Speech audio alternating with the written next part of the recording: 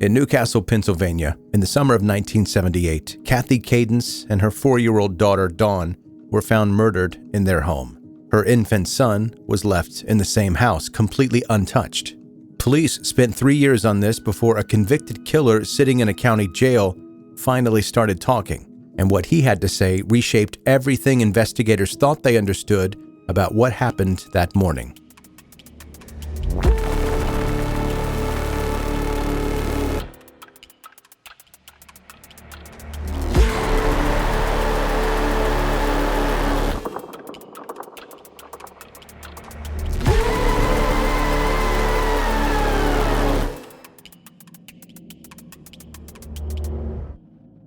Newcastle, Pennsylvania had a particular feeling in 1978. People had lived on the same blocks for 3 or 4 generations. Everyone attended the same handful of churches. The social fabric was woven tight around steelwork, neighborhood loyalty, and the reassuring predictability of knowing your neighbors' names, their parents' names, and exactly what their cars sounded like pulling into the driveway at night. The city ran on the familiar, and the familiar felt like safety. What Newcastle didn't fully understand was that the most dangerous person in its recent history had been living among them for years without anyone recognizing what they were actually looking at. To understand how it all happened, you have to go back not 8 years, not 20, but 55 years to a woman named Beatrice Costl and a lizard. In 1923, Beatrice Costl walked into the offices of the Newcastle News carrying an 8-inch brown lizard with yellow markings that she thought someone should know about. She had already lost a leg in an automobile accident, and her household had a known reputation for unexplained fires. The lizard visit was, by the standards of her life, a fairly calm afternoon. That is the public record of Beatrice Costl 9 years before things became something else entirely. In 1932, Beatrice shot her husband in the back with a .25 caliber pistol and then turned the gun on herself. At the time, Frank Costal Jr. was 4 years old. The father who remained was reportedly violent and abusive, growing up in a house where the defining event of your earliest years was a murder-suicide. Frank carried all of that forward into everything he eventually became. By 17, he had dropped out of high school and had been picked up on suspicion of stealing a bicycle. By 18, he had joined the United States Army and trained as a military policeman. You heard me right? A military policeman. I guess he was trying. You can see it in the record, a young man reaching for something with structure, for a life that looked different from the one he had been handed. A life away from Beatrice and her weird lizard, sporadic unexplained fires at the house, and then Beatrice shooting her husband before taking her own life. Frank was trying to get away from all of that, but the army couldn't hold him. He went AWOL and disappeared into the traveling carnival circuit, which in the late 1940s was one of the few places in America that a person with Frank's history could kind of dissolve completely into a different version of himself. Frank built a new identity on that circuit. He performed under the name Frankie Francine, billing himself as a hermaphrodite in a freak show, with a signature act that involved appearing to give birth to a live baby on stage. He learned to sew showgirl costumes. He studied fortune-telling, which at its core requires one specific ability: reading what a person desperately needs to hear and then delivering it back to them with enough theater that they feel understood rather than strategically managed. Frank became unusually good at this, and he became a careful student of how fear and fascination operate on people who have come to see something that they can't explain. He filed all those lessons somewhere they would surface again later. He eventually settled in Pittsburgh and spent years working as an industrial painter and laborer. That chapter closed in 1970 when a workplace accident left him permanently disabled, collecting $240 a month. He was 42 years old, finished with physical labor, and he returned to Newcastle with something entirely different in mind. The man who came back was not interested in existing quietly. He grew long black hair and a shaggy beard and began wearing a bright red suit to the local shopping mall where he gathered the young people who felt pushed to the edges of the city's conservative mainstream. Local merchants noted his striking resemblance to Rasputin, the infamous Russian mystic who wielded extraordinary influence through charisma, theatrics, and everyone's sustained uncertainty about what he was capable of. Frank loved this comparison. Local police initially wrote him off as Newcastle's first hippie. His neighbors eventually arrived at something more precise, calling him the High Priest of Satan and the Witch of Highland Avenue. His apartment on Highland Avenue was built to project authority and invoke an unease in equal measure. Black curtains covered every wall. Plastic bats and miniature skeletons hung from the ceiling. He constructed an altar decorated with inverted crucifixes and plastic skulls. He claimed the ability to perform astral projection, sending his consciousness out of his body to observe and influence people at remote locations around the city. He maintained voodoo dolls of personal enemies, a list that included a librarian who refused to lend him a book, and restaurant owners who banned him over hygiene. A wide-ranging list of grievances, meticulously kept.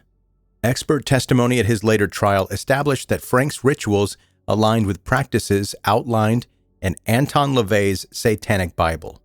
Prosecutors argued that he used sustained psychological pressure and drug use to build an environment where his authority felt absolute. A witness named Steve Hambrick testified about the control Frank maintained over his followers, describing an atmosphere where compliance felt less like a choice and more like the only option that felt safe. Young men came to Highland Avenue and stayed. One of them was a married man named Lou Kadunce. Lou Kadunce was married to a woman named Kathy. They had 2 children, a 4-year-old daughter named Dawn and an infant son.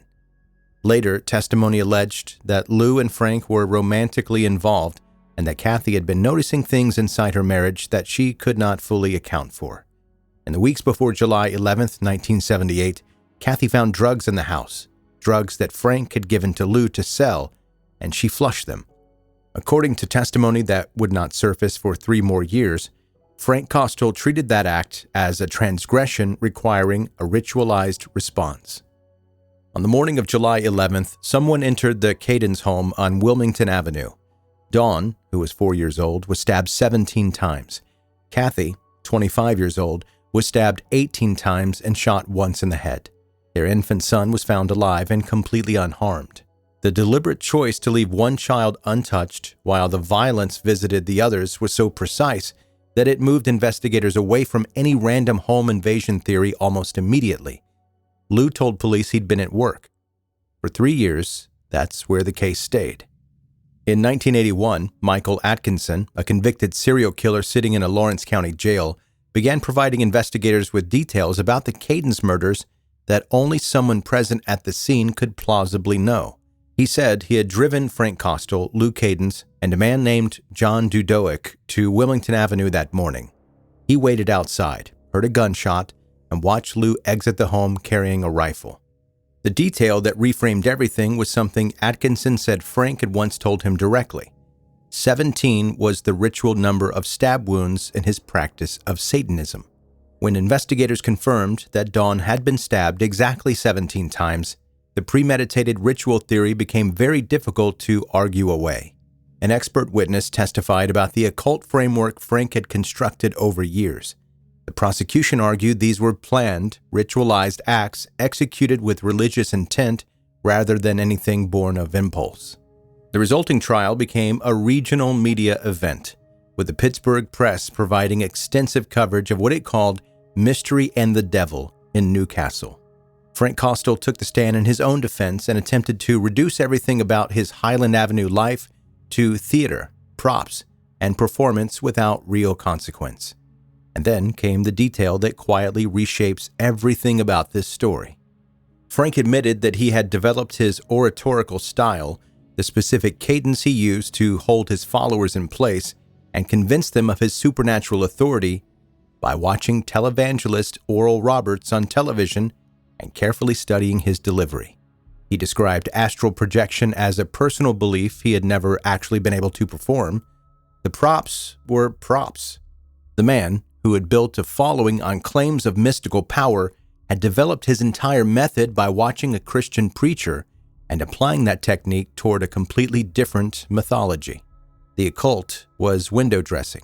Frank Costal's actual instrument was a precise understanding of human psychology, specifically the vulnerability of people who felt discarded by their communities, and he wielded that understanding without any internal limit at all. The jury convicted him on 2 counts of first-degree murder and sentenced him to 2 consecutive life terms. Lou Kadunce was tried separately and acquitted, with a reliance on a convicted serial killer as primary witness creating enough reasonable doubt. Lou left Newcastle after the verdict and disappeared from public record entirely. John Dudoic committed suicide before investigators could reach him.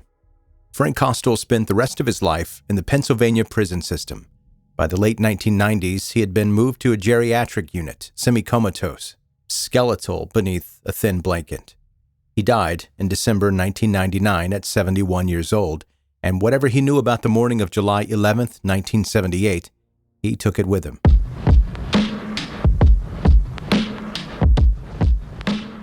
Thanks for listening to 10 Minute Murder, bingeable true crime stories.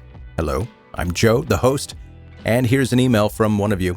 Subject, recording time. Hey Joe, roughly how long does it take you to record a 10-minute episode? I'm guessing it's not actually 10 minutes from start to finish. Just curious how many takes usually go into one. Trevor in Lincoln, Nebraska. Trevor, man, it varies so wildly. This one that you just listened to took me maybe 40 minutes, 40 minutes or so. And that does not include all the research and reading up on what the case is all about time. There's no way to calculate that. This is just, I've got it, hit record and go. Now, some of the reasons that I have to stop and go back is because I screw up a lot. I mess up words, I say things wrong. If you're an OG listener, you know that I have a hard time with names. So I do actually try to go and find out how to pronounce people's names because I think that matters, but I do occasionally get it wrong. And that takes time. And then you've got days like today where I've got allergies attacking me from the waist up. So I have to pause, take a couple drinks of water, sneeze, whatever else I need to do. So that obviously takes time too. Hey, if you're a brand new listener to this podcast, welcome. Put your feet up, get comfortable because there are literally hundreds of episodes for you to catch up on. You can go to 10minutemurder.com, figure out what's going on with the show there. Also send me an email if you go to the website. And if you're new and you're like, yeah, the 10-minute thing is cool, but I kind of want something longer. If you've got a longer podcast, that'd be great. Good news, I do. It's pretty new. It's called True Crime Blueprint. It's available just about every place that this podcast is available. And if you're interested in longer episodes, you can go to True Crime Blueprint. By the way, I put the links in the show notes of this episode if you want to check it out. Make it easier instead of searching it. You just click the link and it'll pop up. True Crime Blueprint, again, is the name. And that's going to do it. That's your episode for today. Thank you again for listening to 10 Minute Murder. See you next time.